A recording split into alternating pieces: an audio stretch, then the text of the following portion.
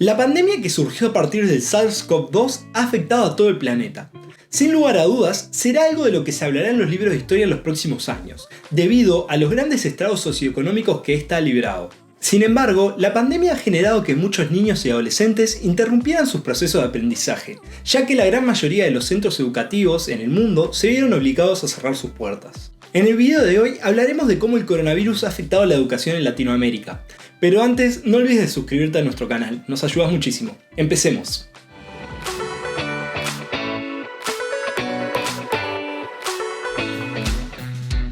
¿Qué pasaba antes de la pandemia? Creo que no es necesario hablar de la pandemia como tal y de sus orígenes y de todos los problemas que esta ha causado en el mundo. Es algo que todos conocemos y resultaría abrumador y redundante que haga un repaso de cómo surgió este maldito virus que ha afectado a cada uno de nosotros. Pero de lo que sí podemos hablar es de cómo se encontraba Latinoamérica en temas de educación previo a la llegada del coronavirus. La educación en América Latina antes de la pandemia no se encontraba en las mejores posiciones del mundo. De hecho, en las pruebas PISA del año 2018, 2 años previo al cierre de las escuelas en América, la gran mayoría de los países que se presentaron obtuvieron resultados bastante marginales en comparación con los países de la OCDE, donde la media de sus miembros obtuvo un total de 488,7 puntos, y el mejor del mundo, China, obtuvo 590,4 puntos. ¿Por qué decimos que Latinoamérica estaba por detrás? Bueno, digamos que los dos mejores de la región fueron Chile con 443 y Uruguay con 426 puntos. Una brecha bastante grande que, si bien era de esperar, no deja de preocupar a las autoridades. El gran problema que varios analistas han dejado en evidencia es que año tras año se repiten los resultados, pero no se cambia la forma en que los países de la región educan a sus jóvenes. A esto le debemos sumar que la gran mayoría de los centros educativos no se han adaptado de la mejor forma a los cambios tecnológicos que presenta el mundo de hoy. De hecho, es muy normal, y esto lo digo desde mi perspectiva de estudiante, ver a los docentes casi que peleados con las herramientas tecnológicas, negándose a utilizar las plataformas virtuales, ya sea porque no se sienten cómodos o por capricho o porque simplemente no tienen los conocimientos para utilizarlas de las formas más efectivas. Hay un artículo de diciembre de 2019 en el que la BBC entrevista a un consultor llamado Francisco Cajiao.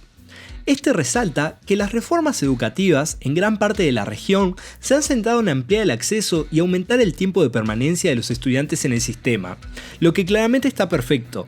Sin embargo, se han descuidado los planes educativos en sí mismos, donde nos encontramos escuelas y centros educativos en el continente que cuentan con currículas de 12 materias, lo que puede ser sumamente abrumante para quienes desean aprender. Este es otro de los grandes problemas que se plantean los analistas. Y a esto se le suma la inflexibilidad que se plantean en los planes de educación, en los cuales es muy posible que tengas matemáticas todos los años de primaria y secundaria, pero no todos los años vas a tener materias de historia, economía, ciencias sociales o idiomas. El gran problema futuro no es la educación en sí misma, sino el rol que Latinoamérica quiere tener en el mundo. Sin una población con una educación medianamente buena, no nos podríamos dedicar a otra cosa que no sea explotar y exportar los recursos naturales que tenemos y brindar mano de obra no calificada, mientras que todos los puestos calificados van a concentrarse en otras zonas del mundo, aumentando las diferencias. Es por esto que se debe hacer énfasis en la educación, no solo para que todas las personas puedan acceder a esta, sino también para que se logre desarrollar las habilidades de cada uno y comenzar a tener mejores profesionales, que demuestren que podemos brindar otra cosa al mundo que no sea madera, carbón, cobre o alimentos. Esto no quiere decir que debamos menospreciar estos sectores de la economía. Todo lo contrario, sin estas áreas hoy no sé dónde estaríamos, pero sería bueno comenzar a desarrollar de mejor forma la educación de cara al futuro. Para cerrar este capítulo, según un informe de CITEAL, Sistema de Información y Tendencias Educativas en América Latina, perteneciente a la UNESCO, en 2015 solo el 23,6% de los jóvenes entre 18 y 24 años se encontraba cursando estudios terciarios. ¿Cómo ha afectado la pandemia a la educación? Se estima que con el inicio de la pandemia, centros educativos de 32 países de Latinoamérica y el Caribe tuvieron que cerrar sus puertas, afectando a más de 160 millones de niños, adolescentes y jóvenes en todo el continente. Muchos de ellos verán interrumpido su proceso de aprendizaje para siempre. Al momento de cerrar los centros educativos, la gran mayoría de los gobiernos optaron por buscar alternativas por diversas vías. Según el informe, la educación en tiempos de la pandemia en COVID-19 de la CEPAL-UNESCO, 29 de los 33 países de América Latina y el Caribe que cerraron sus centros educativos optaron por continuar sus programas de educación por medio de diferentes vías a distancia. La mayoría de estos optaron por Internet, siendo el medio más común en modalidades fuera de línea, donde los docentes subían contenido para que los estudiantes los vieran luego. Solo 4 países optaron por la modalidad online, en el que los docentes únicamente brindaban clases mientras los estudiantes estaban conectados a la misma vez. Pero esto no es el gran problema. El problema aquí lo encontramos cuando en muchos hogares no cuentan con conexión a internet u ordenadores para poder acceder a las aulas virtuales. Es muy común que en una familia que debido a la pandemia se debió resguardar en su casa, todos sus miembros utilicen el mismo ordenador para acceder a clases en el caso de los más jóvenes y trabajar en el caso de los adultos.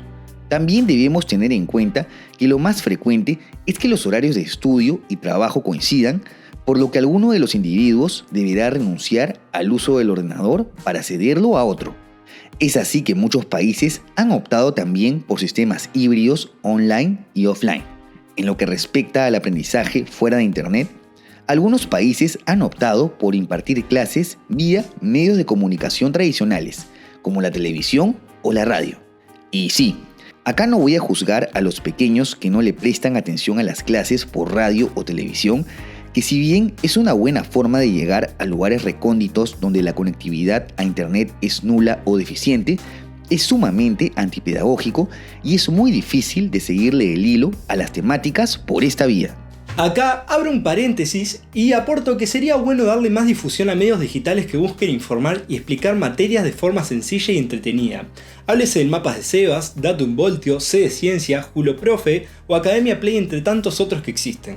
Al día de hoy, solo 8 de los 33 países de Latinoamérica y Caribe que cerraron sus escuelas han brindado la oportunidad de entregar dispositivos electrónicos, tablets o computadoras a aquellos estudiantes que los necesiten para continuar sus estudios. Sin embargo, no todo es malo, ya que ante la obligación por parte de los estados de buscar alternativas para que los alumnos puedan estudiar a distancia, se ha invertido muchos recursos en la implementación de nuevos medios, democratizando aún más la enseñanza, ya que ahora aquellas personas que se encuentran lejos de los centros educativos pueden estudiar.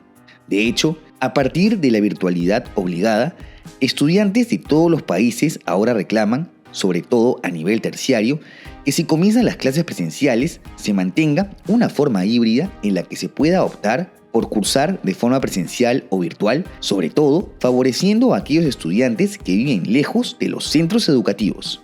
Otro aspecto positivo que deriva de estas circunstancias actuales es que el uso del Internet genera nuevas oportunidades. Entre ellas, podemos destacar la inmensa cantidad de recursos pedagógicos y de conocimientos a los que el estudiante logra acceder, además de nuevas herramientas de comunicación que proveen diversas plataformas que intentan acercar los centros estudiantiles a los hogares.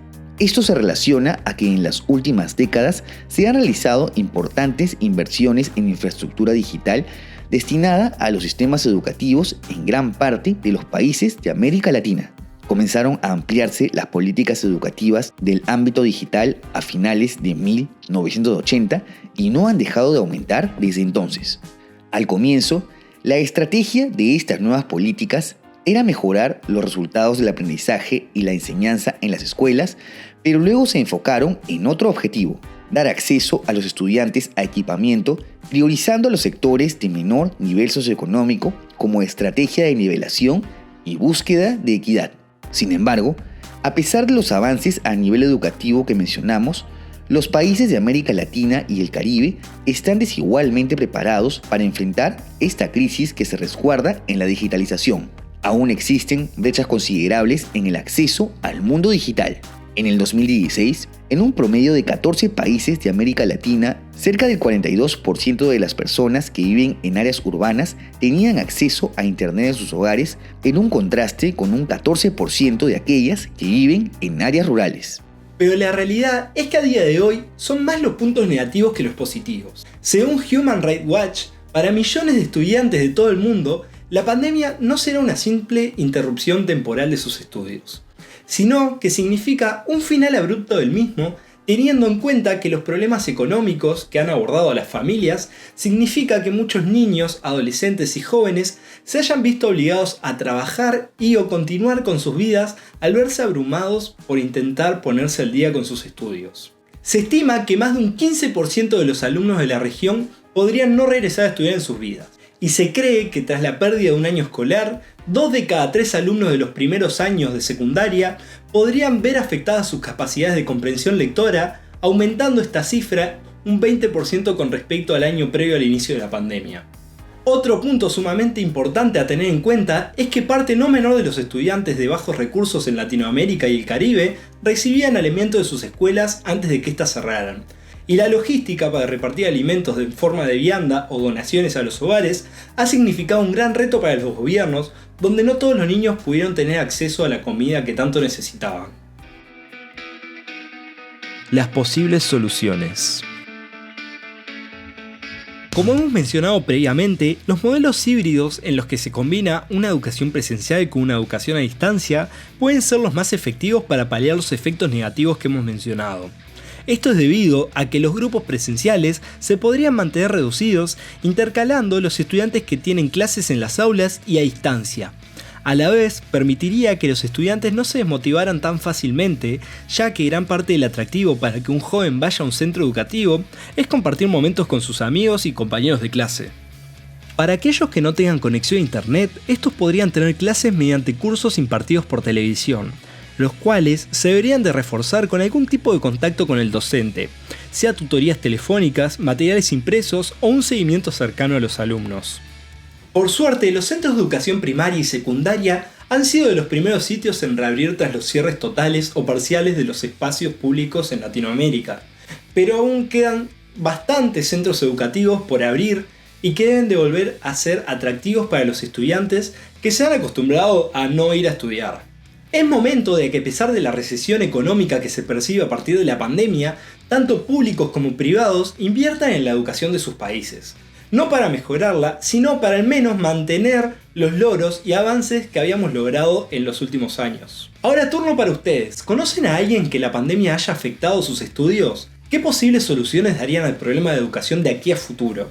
Espero les haya gustado el video, un saludo y hasta la próxima.